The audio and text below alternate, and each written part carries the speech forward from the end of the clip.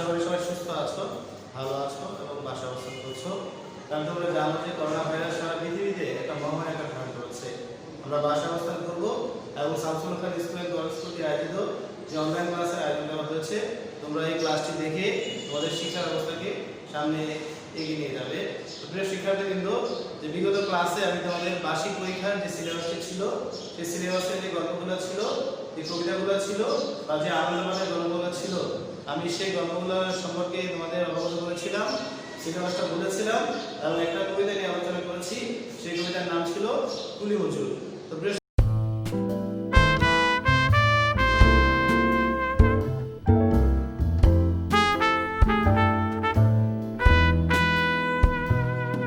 শিক্ষার্থীবৃন্দ, চলো আমরা আজকে আরেকটা কবিতা নিয়ে আলোচনা করব তোমাদের সিলেবাসে। সেই কবিতার নাম হচ্ছে এই অক্ষরে। এই অক্ষরে বলতে আমরা আমাদের প্রথমত আমাদের বর্ণকে বুঝি এবং বৃহৎ অর্থে আমাদের মাতৃভাষাকে বুঝি। তো প্রিয় শিক্ষার্থীবৃন্দ, চলো আজকে আমরা এই অক্ষরের কবিতার যে জ্ঞানমূলক প্রশ্নগুলো আছে, আর আমরা জ্ঞানমূলক প্রশ্ন বলতে যেটা বুঝি, প্রথমত যে কবি পরিচিতি আছে, শব্দের অর্থগুলো আছে বা কবিতার লাইনগুলো আছে বা পাঠ পরিচিতি আছে, এখান থেকে যে প্রশ্নগুলো অতি গুরুত্বপূর্ণ সেই প্রশ্নগুলো আমি লিখে দিয়েছি। তো তোমরা অবশ্যই খাতা কলম নিয়ে এই প্রশ্নগুলো নোট করে নাও। আশা করি এই প্রশ্নগুলো বারবার অধ্যয়ন করলে তোমাদের অনেক কাজে লাগবে। তাহলে চলো আমরা সেই প্রশ্নগুলো সম্পর্কে একটু অবগত হই। দেখো, প্রথমত লেখা আছে যে জ্ঞানমূলক প্রশ্ন। তো আমরা আজকে একটু প্রশ্নগুলো শিখবো। যে আমরা যে অক্ষরের কবিতা মহাদেব স্যার লিখেছেন, আমরা এই কবিতার যে জ্ঞানমূলক প্রশ্নগুলো আছে, আমরা এই জ্ঞানমূলক প্রশ্নগুলো সম্পর্কে জানবো। এখানে প্রশ্ন লেখা আছে এবং আমি প্রশ্ন বলে তোমাদের উত্তরটা করে দেব। দেখো লেখা আছে এই অক্ষরকে কি বলা হয়েছে, তাহলে এই অক্ষরকে বলা হয়েছে নির্ঝর। এরপরে দেখো আমরা পরবর্তী প্রশ্নে চলে যাই। জানে কিছু তারা দিচ্ছে পাহারা, কোথায় লিখে নাম, তাহলে আকাশে লিখে নাম। এরপরে পরবর্তী প্রশ্নে আমরা চলে যাই। দেখো লেখা আছে এই অক্ষরে কাকে মনে পড়ে, এই অক্ষরে মাকে মনে পড়ে। এরপরে কে সুরের টুকুর বাজায়, তাহলে এখানে উদাস কবি হবে। কে সুরের টুকুর বাজায়, উদাস কবি। এরপরে আমরা পরবর্তী প্রশ্নে চলে যাই। দেখো পরবর্তী প্রশ্ন আছে এই অক্ষরকে কাদের কাছে টানে, এই অক্ষর হচ্ছে আত্মীয় পদ সম্পর্কের কাছে টানে। এরপরে আমরা এর পরবর্তী প্রশ্নে চলে যাই। দেখো পরবর্তী প্রশ্ন দেওয়া আছে এপ্রিয় ভাষা কোথায় দেয় আশা, তাহলে এপ্রিয় ভাষা বুকে দেয় আশা। এরপরে দেখো আমরা পরবর্তী প্রশ্নে চলে যাই যে বিমোহিত করে কিসের মাধ্যমে, গানের মাধ্যমে, তাহলে বিমোহিত করে গানের মাধ্যমে। এরপরে দেখো পরবর্তীতে প্রশ্ন দেওয়া আছে কঠিন পাথরে কি লেখা হয়, তাহলে কঠিন পাথরে শিলালিপি লেখা হয়। এরপরে দেখো আমরা পরবর্তী প্রশ্নে চলে যাই। এই ভাষা দিয়ে গান লিখে নিয়ে এর পরবর্তী লাইনটা হবে যুদ্ধে করেছি জয়। আমি আবার বলছি, একটু খেয়াল করো, একটু অবগত হও। এই ভাষা দিয়ে গান লিখে নিয়ে যুদ্ধ করেছি জয়। তো প্রিয় শিক্ষার্থীবৃন্দ, আমি এতক্ষণ ধরে যে প্রশ্নগুলো বললাম, তোমাদের যে এই অক্ষরের কবিতা আছে, এই কবিতার যে লাইনগুলো আছে, সেই লাইন থেকে যে জ্ঞানমূলক প্রশ্নগুলো আছে সেটা প্রশ্ন বললাম এবং উত্তর বলে দিলাম। এবার চলো আমরা এই অক্ষরের কবিতার যে শব্দের অর্থগুলো আছে, এই শব্দের অর্থগুলো সম্পর্কে জানি। কারণ শব্দের অর্থগুলো নৈবেদিক আকারেও আসে, এটা সৃজনশীলের ক্ষেত্রে জ্ঞানমূলক আকারেও আসে। তাহলে দেখো লেখা আছে নির্ঝর। নির্ঝর শব্দের অর্থ হচ্ছে ঝর্ণা। নির্ঝর শব্দের অর্থ হচ্ছে ঝর্ণা। এরপর দেখো লেখা আছে উপমা। উপমা শব্দের অর্থ কি? উপমা শব্দের অর্থ হচ্ছে তুলনা। তো প্রিয় শিক্ষার্থীবৃন্দ, চলো আমরা এই পরবর্তী প্রশ্নে চলে যাই। দেখো লেখা আছে যে রূপকথা বলতে কি বোঝায়। রূপকথা বলতে আমরা রাজা বাদশাহের কাহিনী বুঝি, রাজপুত্র রাজকন্যাদের বিষয়টাকে বুঝি, রাক্ষস মুখ্য বুঝি। তাহলে এরপরে দেখো আমরা পরবর্তী যে শব্দের অর্থগুলো আছে, আমরা সেই শব্দের অর্থে চলে যাই। দেখো লেখা আছে শিলালিপি বলতে কি বোঝানো হয়েছে, তাহলে পাথরে খোদাই করা লেখা। শিলালিপি মানে হচ্ছে পাথরে খোদাই করা লেখা। এরপরে দেখো বাংলা অক্ষর বাংলার কি আনন্দে ভরে দেয়, তাহলে তার চিত্তকে আনন্দে ভরে দেয়। এরপরে দেখো আমরা পরবর্তী প্রশ্নে চলে যাই। বাংলা অক্ষর বাংলার চোখে ধরা দেয় কিসের রূপে, তাহলে মায়ের রূপ ধরে। বাংলা অক্ষর বাংলার চোখে ধরা দেয় কিসের রূপে, মায়ের রূপ ধরে। এরপরে দেখো আমরা পরবর্তী প্রশ্নে চলে যাই। পরবর্তী প্রশ্নে যে প্রশ্নগুলো আছে সেটা হচ্ছে বাংলা অক্ষর বাঙালির বুকে সঞ্চার করে অবারিত আশা, তাহলে বাংলা অক্ষর বাঙালির বুকে সঞ্চার করে অবারিত আশা। এরপরে দেখো আমরা পরবর্তী প্রশ্নে চলে যাই যে আমরা যে আলোচনা বোঝানো করছি, এই কবিতার নাম হচ্ছে এই অক্ষরে। এই অক্ষরে কবিতা লিখেছেন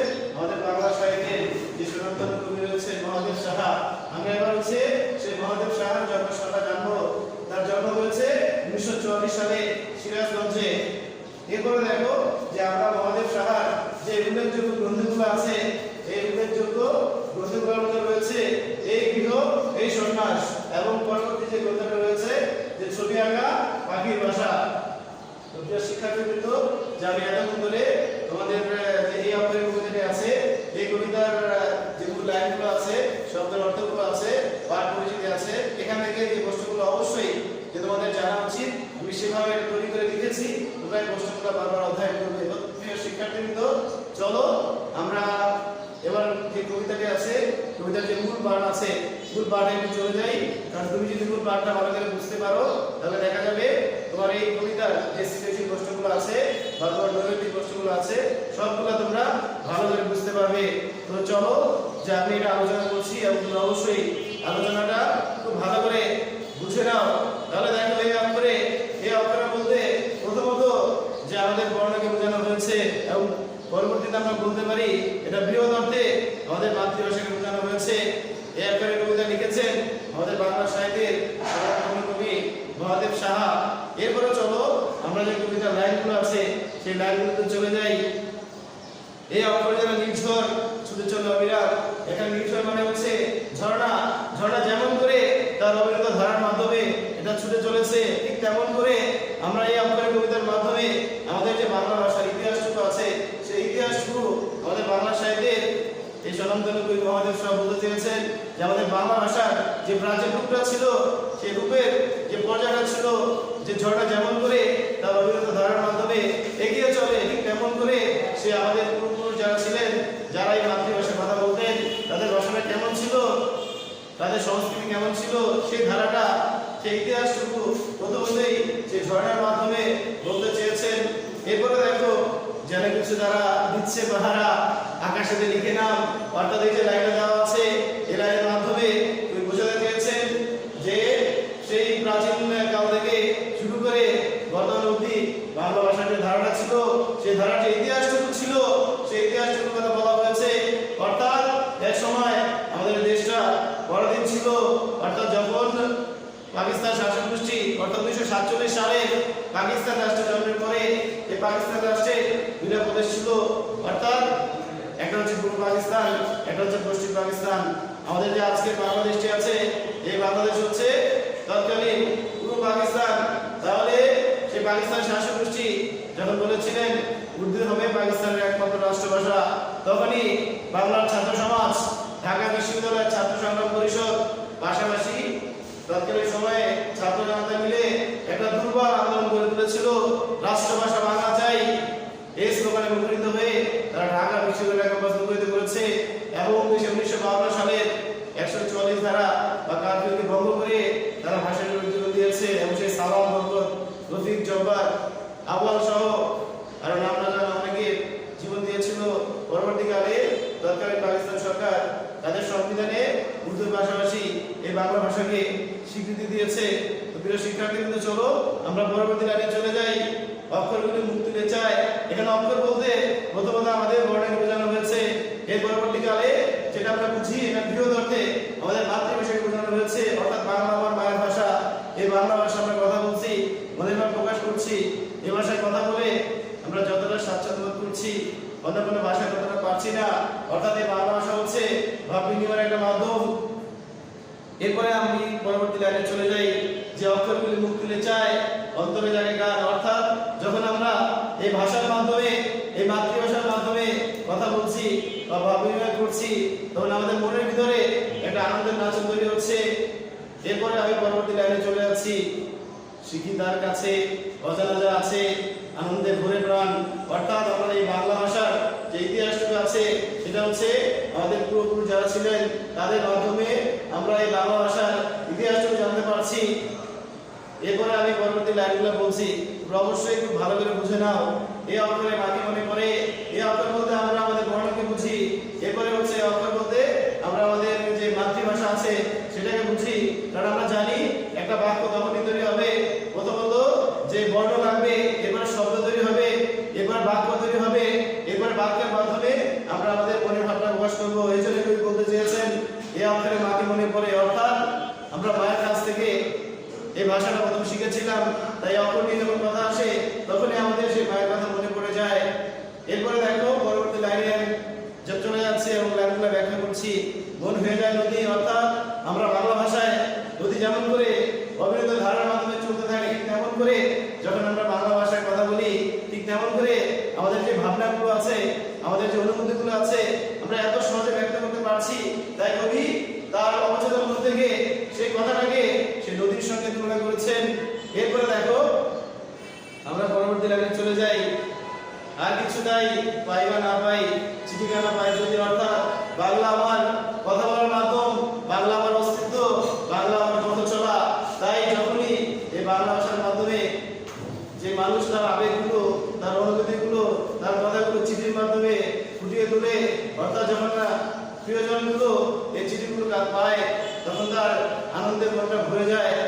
এরপরে দেখো সেই উপমায় মন ভরে যায় দেখি অপরূপ ছবি, অর্থাৎ যখন এই বাংলা ভাষা দিয়ে কথা বলছে, মনের ভাব প্রকাশ করছে, তখন তার মনের ভিতরে একটা দৃশ্যপট তৈরি হয়েছে, নিজেকে উদাস করে মনে করছে, একটা অজানার উদ্দেশ্যে হারিয়ে যেতে মন চাইছে। কেন? কারণ বাংলা আমার মায়ের ভাষা, এই ভাষা আমার অস্তিত্ব, এই ভাষা আমার প্রেরণা, এই ভাষা হচ্ছে আমার কথা বলার মাধ্যম। সকাল দুপুর সুরের দুপুর বাজায় উল্লাস করে, অর্থাৎ তুমি যখন এই বাংলা ভাষার মাধ্যমে কথা বলে একটা অবচেতন মনে হারিয়ে যান, একটা নতুন দিগন্তে হারিয়ে যান, অর্থাৎ তিনি এতটাই আনন্দপ্রিয় হন এই বাংলা ভাষায় কথা বলার মাধ্যমে। কারণ আমরা মায়ের কাছ থেকে এই ভাষা শিখেছিলাম, আমরা যতটা সহজে বাংলা ভাষায় মনের ভাব প্রকাশ করতে পারছি, পৃথিবীর অন্য কোনো ভাষায় প্রকাশ করতে পারছি না। এরপরে আমি পরবর্তী লাইনে চলে যাচ্ছি, তোমরা অবশ্যই এই লাইনগুলো ভালো করে বুঝে নাও। দেখো লেখা আছে এই অক্ষরে ডাক নাম ধরে ডাক দেয় বুঝি কেউ, অর্থাৎ এই অক্ষর দিয়ে, এই বর্ণ দিয়ে, এই মাতৃভাষার মাধ্যমে যখন কোনো প্রিয় মানুষ সুন্দর করে আপন করে ডাকে, তখন মনের ভিতরে একটা আনন্দের নাচন তৈরি হয়, মনে হচ্ছে তিনি অজানার উদ্দেশ্যে হারিয়ে যান। শব্দের মতো কথা যত অন্তরে তোলে ঢেউ, সেটা শব্দের মতো মনে হয়, অবচেতন মনে হারিয়ে যেতে মনে চায়। আর এখানে রূপকথা বলতে আমরা যেটা বুঝি, সে রাজা বাদশাকে বুঝি, রাজপুত্র রাজকন্যাকে বুঝি, রাক্ষস মুখোশকে বুঝি, দৈত্য দানবকে বুঝি। তো প্রিয় শিক্ষার্থীবৃন্দ, যে আমি যে লাইনগুলো আলোচনা করলাম, অবশ্যই যে তোমরা বুঝতে পেরেছো। আর যদি না বুঝো তাহলে লাইনগুলো বারবার এই ক্লাসটা দেখবে, তাহলে অবশ্যই তোমাদের যে কবিতা নিয়ে যে ভাবনাগুলো আছে সেটা সমাধান হয়ে যাবে। প্রিয় শিক্ষার্থীবৃন্দ, চলো এর পরবর্তী লাইনগুলো একটু বুঝাই দেই। এই অক্ষর আত্মীয় বর্গ সকলের কাছে টানে, অর্থাৎ এই অক্ষর বলতে প্রথমত বর্ণকে বোঝানো হয়েছে, আমাদের মাতৃভাষাকে বোঝানো হয়েছে। এই অক্ষরের মাধ্যমে আপনকে যেমন করে কাছে টেনে নেয়, বা যারা প্রতিবেশী আছে, একটু পরের দূরের লোক আছে, তাদেরকেও এই ভাষার মাধ্যমে, এই মাতৃভাষার মাধ্যমে তাদেরকে আপন করে নেয়। এই প্রিয় ভাষা বুকে দেয় আশা, বিমোহিত করে গানে, বিমোহিত মানে হচ্ছে মুগ্ধ করা, অর্থাৎ এই প্রিয় ভাষার মাধ্যমে, এই মাতৃভাষার মাধ্যমে যখন তাকে সম্বোধন করা হয় বা গানের মাধ্যমে এই ভাষাটাকে প্রকাশ করা হয়, তখন মনের ভিতরে একটা আনন্দ তৈরি হয়। এই জন্য কবি বলছেন এই প্রিয় ভাষা বুকে দেয় আশা, বিমোহিত করে গানে। প্রিয় শিক্ষার্থীবৃন্দ, চলো আমরা এর পরবর্তী যে লাইনগুলো আছে এই লাইনে চলে যাই। এই আপনাদের কঠিন পাথরে শিলালিপি লেখা হয়, তাহলে এখানে দেখো শিলালিপি বলতে আমরা যেটা বুঝি পাথরে খোদাই করা লেখা। তো প্রিয় শিক্ষার্থীবৃন্দ, যখন আমাদের উপমহাদেশে কোনো ছাপাখানা ছিল না, কোনো মুদ্রণযন্ত্র ছিল না, তখন পাথরে খোদাই করে বা তাল পাতায় লিখে বাংলা সাহিত্যের যে নিদর্শনগুলো ছিল এটা সংরক্ষণ করে রাখা হয়েছিল। 15 শতকে যখন ছাপাখানা আবিষ্কৃত হয়েছে, তখন আমরা এটা ছাপাখানা হয়ে আমরা পুস্তকাগারে বইগুলো পেয়েছি। এরপরে একবারে লাস্ট লাইন, এই ভাষা দিয়ে গান লিখে দিয়ে যুদ্ধ করেছি জয়, এই বাংলা আমার মায়ের ভাষা, এই বাংলা আমার কথা বলার মাধ্যম, এই বাংলা আমার পথ চলা, বাংলা আমার অস্তিত্ব। তাহলে এই ভাষার মাধ্যমে, এই ভাষার জন্য আমরা যেমন করে বাবা ভাষা রক্ত দিয়েছিলাম, ঠিক তেমন করে এই ভাষা দিয়ে পরবর্তীকালে গান রচনা করে 1971 সালে যে মহান মুক্তিযুদ্ধ হয়েছে, সেই মুক্তিযুদ্ধে যারা মুক্তিযোদ্ধা ছিল তাদেরকে গানের মাধ্যমে অনুপ্রাণিত করে উদ্বুদ্ধ করা হয়েছে, এবং মুক্তিযোদ্ধারা এই গানে অনুপ্রাণিত হয়ে উদ্বুদ্ধ হয়ে তারা পরবর্তীকালে যুদ্ধে ঝাঁপিয়ে পড়েছে, এবং 9 মাস ব্যাপী সংগ্রামের মাধ্যমে পৃথিবীর বুকে একটি মানচিত্রে আমাদের দেশের নামটা সূচিত হয়েছে। তো প্রিয় শিক্ষার্থীবৃন্দ, আমি এতক্ষণ ধরে যে বিষয়টা আলোচনা করলাম, এই অক্ষরে যে কবিতা আছে এই কবিতার জ্ঞানগত প্রশ্নগুলো বললাম, এবং এই কবিতার যে মূল পাঠটুকু রয়েছে, মূল যে কবিতার লাইনগুলো আছে এই লাইনগুলো আমি তোমাদের সুন্দর করে বুঝিয়ে দিয়েছি। তোমরা বারবার এটা অধ্যয়ন করবে, তাহলে অবশ্যই তোমরা বিষয়টা সহজে বুঝতে পারবে, এবং পরীক্ষা যে আসছে সামনে বার্ষিক পরীক্ষা, এই পরীক্ষা তোমরা অবশ্যই ভালো করবে। প্রিয় শিক্ষার্থীবৃন্দ, চলো আমরা এই কবিতার যে অতি গুরুত্বপূর্ণ 4টা প্রধান প্রশ্ন আমি লিখেছি, এই 4টা প্রধান প্রশ্ন একটু শর্ট করে আলোচনা করে দেই, তাহলে অবশ্যই তোমাদের জন্য ভালো হবে। তাহলে দেখো যে প্রথম প্রশ্ন 4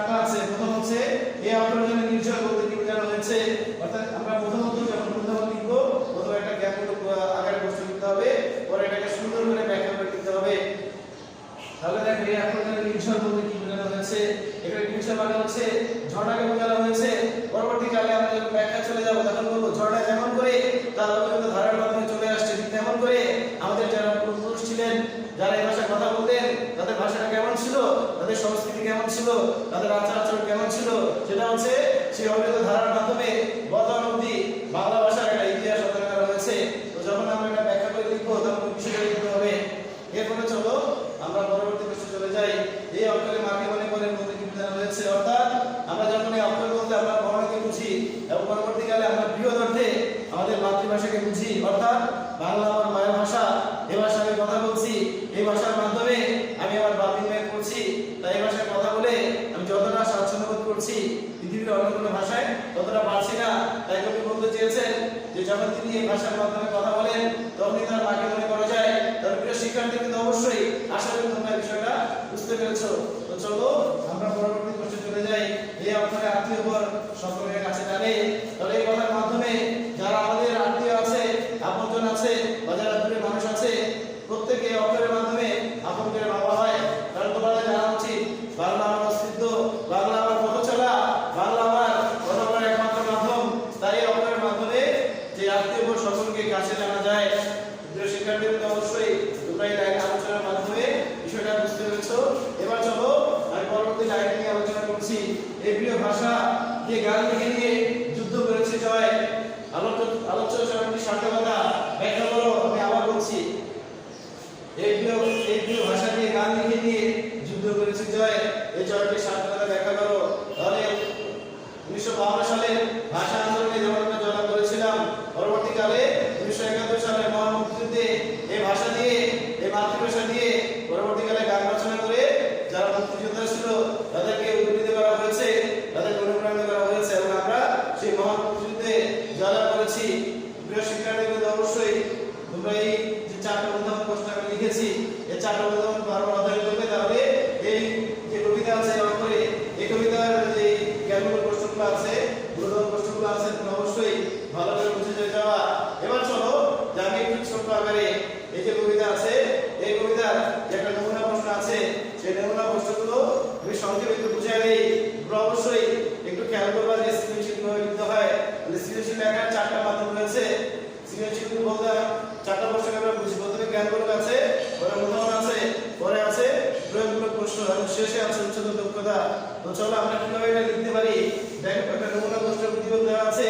এই ভাষার মান রাখিতে হয় যদি বা জীবন দিতে 4 কোটি ভাই রক্ত দিয়ে পুরাবে মনের আশা, অর্থাৎ আলোচ্য লাইনের মাধ্যমে সে 1952 সালের প্রেক্ষাপটের কথা বলা হয়েছে, যখন এই পাকিস্তান রাষ্ট্র যেটা বলেছিল আমাদের যে আজকের বাংলাদেশ, তার নাম ছিল পূর্ব পাকিস্তান। এই পূর্ব পাকিস্তানের জনসংখ্যা ছিল 4 কোটি, অর্থাৎ পাকিস্তান শাসক গোষ্ঠী যখন বলেছে উর্দু হবে পাকিস্তানের একমাত্র রাষ্ট্র, তখন এই 4 কোটি বাঙালি, এই 4 কোটি মানুষ এই ভাষার জন্য জীবন দিতে প্রস্তুত ছিল, সেই দৃশ্যমানের কথা বলা হয়েছে। আর আমরা যে এই অক্ষরের কবিতা বললাম, এই অক্ষরের কবিতার মাধ্যমে কবি আরো একটা প্রেক্ষাপটের কথা বলেছেন। প্রথমত যে ভাষাকে ঝর্ণার সাথে তুলনা করেছেন, ঝর্ণা যেমন করে তার অভিজ্ঞতা ধারার মাধ্যমে ছুটে চলে, অর্থাৎ যে বাংলা ভাষার যে প্রাচীন রূপ ছিল, কেমন মধ্যযুগে কেমন ছিল এবং আধুনিক যুগে কেমন ছিল, এবং পাশাপাশি এই বাংলা ভাষায় কথা বলে আমরা যতটা স্বাচ্ছন্দ্য বোধ করছি, অন্য কোনো ভাষায় ততটা পারছি না, সেই বিষয়গুলো, সেই ইতিহাসগুলো মূলত আমাদের আলোচনা বিধায় দেওয়া আছে। তো চলো আমরা সে উত্তরে চলে যাই যে এই অক্ষরের কবিতাটির রচয়িতা কে। তাহলে এই অক্ষরের কবিতাটির রচয়িতা হচ্ছে মহাদেব সাহা। এটা কিন্তু উত্তরটা হয়ে যাবে। এরপরে তোমরা এত নম্বর প্রশ্ন লিখে খ নাম্বার লিখে সুন্দর করে আন্ডারলাইন করবা। এরপরে দেখো প্রশ্নটা এরকম আছে, এই অক্ষরে মাকে মনে করে বলতে কি বোঝানো হয়েছে। এই অক্ষর বলতে আমরা আমাদের বর্ণকে বুঝি, পরে বৃহৎ অর্থে আমাদের মাতৃভাষাকে বুঝি। তাহলে আমরা প্রথমত এটা লিখবো হচ্ছে জ্ঞানমূলক আকারে, যে বাংলা আমার মায়ের ভাষা, এই ভাষায় আমি কথা বলছি, এই ভাষার মাধ্যমে আমি আমার মনোভাব প্রকাশ করি, যতটা স্বাচ্ছন্দ্য বোধ করতে পারছি পৃথিবীর অন্য কোনো ভাষায় ততটা পারছি না। তাই কবি যখন এই বাংলা ভাষায় কথা বলেন, তার ভাব বিনিময় করেন, নিজেকে প্রকাশ করেন, তখনই মায়ের কথা মনে পড়ে যায়, কারণ এই মায়ের কাছ থেকে আমরা এই মাতৃভাষাটা শিখেছিলাম। তো প্রিয় শিক্ষার্থীরা অবশ্যই তোমরা, আমি মনে করি যে আলোচনার মাধ্যমে এই ক নম্বর যে উদাহরণ প্রশ্নটা আছে তোমরা এটা অবশ্যই যে বুঝে যাবা, বারবার অধ্যয়ন করবা। এরপরে চলো যে আলোচনার যে নমুনা প্রশ্ন আছে, এই নমুনা প্রশ্নের গ নম্বরে চলে যাই। গ নম্বরে বলছে উদ্দীপকের ফুটে ওঠা দিকটি এই অক্ষরের কবিতার সঙ্গে কতটুকু সাদৃশ্য আছে। তাহলে আমরা বলতে পারি এই অক্ষরের কবিতার যে প্রেক্ষাপট আছে যে সেখানে 1952 সালে যে প্রেক্ষাপট নিয়ে আলোচনা করা হয়েছে সেই প্রেক্ষাপটের কথা বলা হয়েছে। এটা বললে হচ্ছে কি তোমার জ্ঞানমূলকটা হয়ে গেল। এবার হচ্ছে তুমি কবিতার প্রেক্ষাপট নিয়ে আলোচনা করবা, এরপর একটু গ্যাপ দিয়ে তুমি হচ্ছে উদ্দীপকে আলোচনা করবা। তাহলে আমরা উদ্দীপকে আমরা বলতে পারি এই ভাষার মান রাখিতে যদি বা জীবন দিতে 4 কোটি ভাই রক্ত দিয়ে পুরাবে মনের আশা। অর্থাৎ তৎকালীন 1952 সালের প্রেক্ষাপটে আমাদের এই তৎকালীন পূর্ব পাকিস্তান বা আমাদের বর্তমান বাংলাদেশ এর জনসংখ্যা ছিল 4 কোটি। অর্থাৎ যখনই সে পাকিস্তান শাসক গোষ্ঠী বলেছে উর্দু হবে পাকিস্তানের একমাত্র রাষ্ট্রভাষা, তখনই বাংলার ছাত্র সমাজ বা ছাত্র জনতা বা ঢাকা বিশ্ববিদ্যালয়ের ছাত্র সংগ্রাম পরিষদ তারা ব্যানার ফেস্টুন প্ল্যাকার্ড নিয়ে রাষ্ট্রভাষা বাংলা চাই সেই স্লোগানে মুখরিত করে ঢাকা বিশ্ববিদ্যালয় ক্যাম্পাস মুখরিত করেছে। এবং 1952 সালে সে 144 ধারা জারি করেছিল তৎকালীন সরকার। সেই 44 ধারাকে ভঙ্গ করে যখন মিছিল নিয়ে গিয়েছে সেই মিছিলের উপরে পাকিস্তান সরকারের পেটোয়া বাহিনী, পুলিশ বাহিনী বা আইনশৃঙ্খলা বাহিনী গুলি ছুড়েছিল। সেই গুলিতে সালাম বরকত, রফিক জব্বার, আওয়াল সহ নামনা জামাকে মৃত্যু হয়েছিল।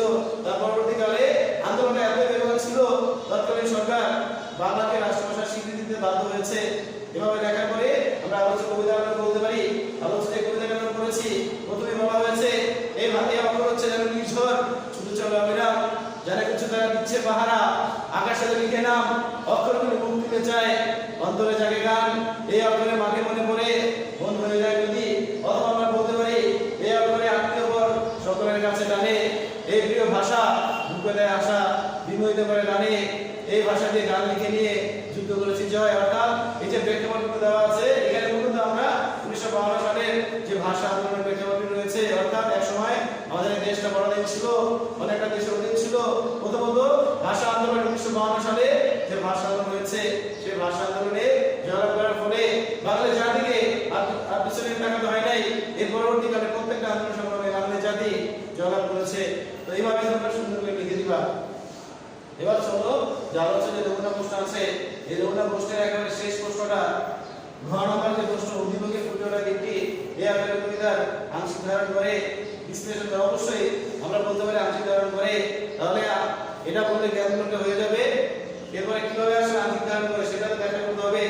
তোমরা আলোচ্য উদ্দীপকের আগে বলতে পারবা এই ভাষার মান রাখিতে যদি বা জীবন দিতে 4 কোটি ভাই রক্ত দিয়ে পুরাবে মনের আশা। তাহলে 1952 সালের যে ভাষা আন্দোলনের প্রেক্ষাপটের সময় আমাদের বাংলাদেশের জনসংখ্যা ছিল বাংলাদেশ অর্থাৎ আমরা বলতে পারি পূর্ব পাকিস্তানের জনসংখ্যা ছিল 4 কোটি। তো যখনই পাকিস্তান সরকার বলেছে উর্দু হবে পাকিস্তানের একমাত্র রাষ্ট্রভাষা তখনই বাংলার ছাত্র সমাজ তারা ব্যানার ফেস্টুন প্ল্যাকার্ড নিয়ে তারা বিক্ষোভে ফেটে পড়েছে এবং পরবর্তীকালে 1952 সালের ভাষা আন্দোলনে জীবন দিয়েছিল। এবং সেই পুলিশের বিরুদ্ধে সালাম বরকত, রফিক জব্বার, আউয়াল সহ নামনা জানা অনেকে নিহত হয়েছে।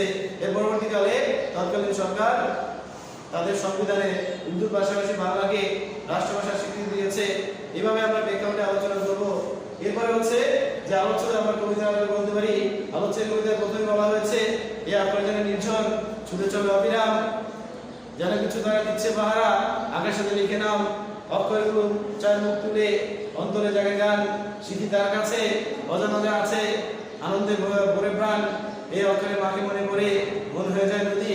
অথবা আমরা বলতে পারি এই অক্ষরে ডাক নাম ধরে ডাক দেয় বুঝি কেউ, এই অক্ষরে আত্মীয় পর সকলের কাছে টানে, এই প্রিয় ভাষা বুকে দেয় আশা বিমোহিত করে গানে, এই ভাষাকে গান লিখে নিয়ে যুদ্ধ করেছি জয়। তাহলে এখানে মূলত বাংলা ভাষার যেই প্রভাবনা আছে অর্থাৎ আমাদের যারা পূর্বপুরুষ ছিলেন তৎকালীন সময় আমাদের বাংলা ভাষার প্রেক্ষাপটটা কেমন ছিল এবং বর্তমানে কেমন আছে এবং এর মাঝখানে এই বাংলা আমার মায়ের ভাষা অর্থাৎ এই অক্ষর বলতে আমরা আমাদের প্রথমত বর্ণকে বুঝি, এরপরে হচ্ছে বৃহৎ অর্থে আমাদের মাতৃভাষাকে বুঝি। এই বাংলা ভাষায় কথা বলে আমরা যতটা স্বাচ্ছন্দ্য বোধ করছি অন্য কোনো ভাষায় যতটা পারছি না। তাই বাংলা আমার পথ চলা, বাংলা আমার পথ চলার একমাত্র মাধ্যম এই বাংলা আমার অস্তিত্ব এবং এই বাংলা এই অক্ষরের মাধ্যমে এই মাতৃভাষার মাধ্যমে সে 1952 সালে যেমন করে আমরা জয়লাভ করেছি তেমন করে 1971 সালের যে মহান মুক্তিযুদ্ধ হয়েছে সেই মুক্তিযুদ্ধ আমরা জয়লাভ করেছিলাম এবং এই ভাষার মাধ্যমে সেই গান রচনা করে যারা মুক্তিযোদ্ধা ছিল তাদের উদ্বুদ্ধ করা হয়েছিল। তো প্রিয় শিক্ষার্থীবৃন্দ তোমরা এইভাবে প্রশ্নটা সুন্দর করে লিখে দিবা।